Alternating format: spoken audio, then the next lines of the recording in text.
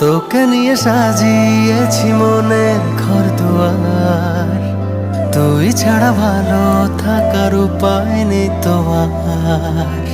তোকে নিয়ে সাজিয়েছি মনের ঘর দুয়ার, তুই ছাড়া ভালো থাকার উপায় নেই তো আর।